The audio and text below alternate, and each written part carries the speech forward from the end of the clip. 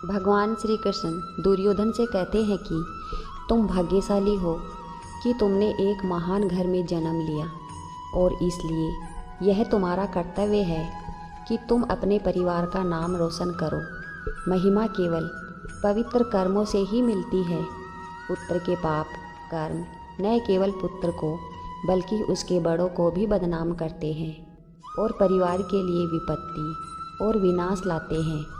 आप दुशासन, कर्ण, अश्वत्थामा, जयद्रथ और शकुनी की सलाह सुने। इनमें से कोई भी अकेले या साथ में अर्जुन के बराबर नहीं है। यदि तुम उनकी बात सुनोगे तो तुम अपने पुत्रों, मित्रों और संबंधियों सहित निश्चय ही नष्ट हो जाओगे, क्योंकि अब उसे स्वयं शिव ने पाशुपतास्त्र का आशीर्वाद दिया है और मेरी सहायता से उन तीनों लोकों में कोई भी पराजित करने की आशा नहीं रख सकता। पांडवों को उनका इंद्रप्रस्थ लौटा दे और उनके साथ संधि कर ले। वे धृतराष्ट्र को राजा और आपको युवराज बनाकर हस्तिनापुर का आधिपत्य स्वीकार कर लेंगे। इसके बाद भीष्म, द्रोण और विदुर दुर्योधन से कहते हैं कि श्री कृष्ण की बात सुनो, दुष्ट मत बनो और अपने परिवार को नष्ट मत करो और अपने माता पिता के दुख का कारण मत बनो। इस पर दुर्योधन ने श्री कृष्ण को उत्तर दिया, आप पूरी परिस्थिति को जानते हैं कि क्या हुआ, फिर भी केवल मुझे ही दोष देते हैं। और केवल आप ही नहीं, यहाँ तक कि बड़े बूढ़े भी मुझे ही दोष देते हैं। मैंने युधिष्ठिर का राज्य बलपूर्वक नहीं छीना। उन्होंने खुशी से पासा खेल स्वीकार कर लिया और अपने ही कारण सब कुछ हार गया। फिर भी अपने पिता के आदेश पर मैंने पांडवों को सब कुछ लौटा दिया, लेकिन युधिष्ठिर ने मेरा निमंत्रण स्वीकार कर लिया और अपनी इच्छा से फिर से खेल खेला और फिर से हार गया। मुझे नहीं लगता कि मेरी कोई गलती है, तो मैं पांडवों के सामने क्यों झुकूं? मैं एक क्षत्रिय हूँ। मैं युद्ध या मृत्यु से नहीं डरता। एक क्षत्रिय के लिए युद्ध का मैदान गुलाबों का बिस्तर है और युद्ध के मैदान में मृत्यु उसे महिमा और स्वर्ग दिलाती है। जब मैं छोटा था तो पांडवों की शक्ति से डरकर मुझे उन्हें अपना आधा राज्य देना पड़ा, जो मेरे अधिकार का था। अब मैं उनसे नहीं डरता, इसलिए मैं उन्हें सुई की नोक के बराबर भी भूमि न दूंगा। तो श्री कृष्ण कहते हैं, तुम सोचते हो कि युद्ध का मैदान गुलाबों का बिस्तर है? तुम मूर्ख हो, क्योंकि तुम उस युद्ध के मैदान में उन सभी का वध देखोगे जिन्हें तुम प्रिय हो। आप दोषी हैं, क्योंकि आपने पांडवों और अपनी भाभी को अपमानित करने के लिए शकुनी के साथ उस दुष्ट पासे के खेल की योजना बनाई थी। बचपन से ही तुमने पांडवों पर अत्याचार किया है और कई बार उन्हें मारने की भी कोशिश की है। इसलिए निर्दोष होने का दिखावा मत करो। तुम्हारे दुष्ट कर्मों को हर कोई जानता है।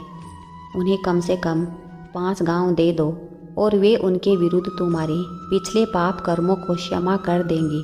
यदि तुम अब भी नहीं बदले और पांडवों के साथ संधि नहीं की तो तुम्हारे बुजुर्ग तुम्हें ऐसा करने के लिए बाध्य करेंगे, क्योंकि तुम जो कर रहे हो वह तुम्हारे पूरे परिवार को नष्ट कर देगा।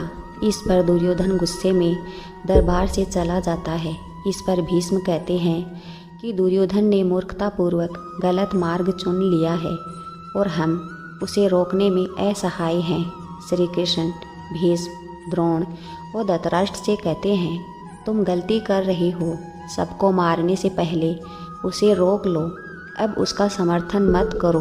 मुझे यादवों की रक्षा के लिए अपने मामा कंस को मारना पड़ा।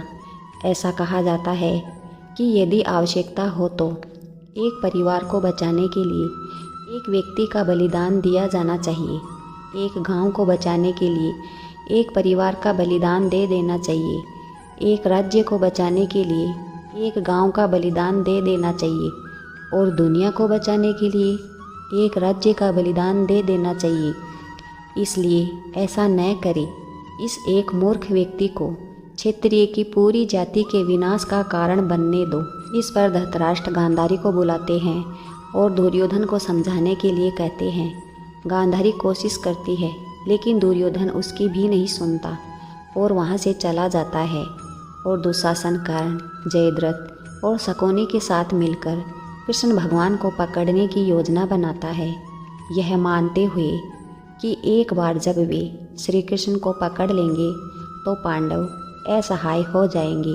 सात्यकी यह बात सुन लेता है और तुरंत अपनी सेना को सतर्क होने का आदेश दे देता है और तुरंत दरबार में प्रवेश करता है और सभी को इस दुष्ट योजना के बारे में बताता है। श्री कृष्ण मुस्कुराते हैं और कहते हैं कि मैं तुम्हारे पुत्रों को यहीं और अभी नष्ट कर सकता हूँ, लेकिन धृतराष्ट्र, क्योंकि मैं तुम्हारा अतिथि हूँ इसलिए मैं उन्हें मुझे गिरफ्तार करने का प्रयास करने की अनुमति देता हूँ। दुर्योधन कोशिश करता है, लेकिन श्री कृष्ण अपना विश्व रूप दिखाते हैं और दरबार से चले जाते हैं। वह विदुर के घर पहुँचता है, जहाँ कुंती सुनती है कि दरबार में क्या हुआ, और फिर उसने श्री कृष्ण से अपने बेटे को संदेश देने के लिए कहा। यह उसकी इच्छा है कि अब उन्हें अपने राज्य के लिए लड़ना होगा और इससे कोई फर्क नहीं पड़ता कि उन्हें इसे वापस जीतना चाहिए। अब शांति के लिए कोई अनुरोध नहीं, अब उन्हें लड़ना है। और उन्हें प्रेरित करने के लिए वह विदुला की कहानी सुनाती है, जिसने अपने बेटे को अपने दुश्मनों से लड़ने के लिए प्रोत्साहित किया। जय श्री कृष्णा।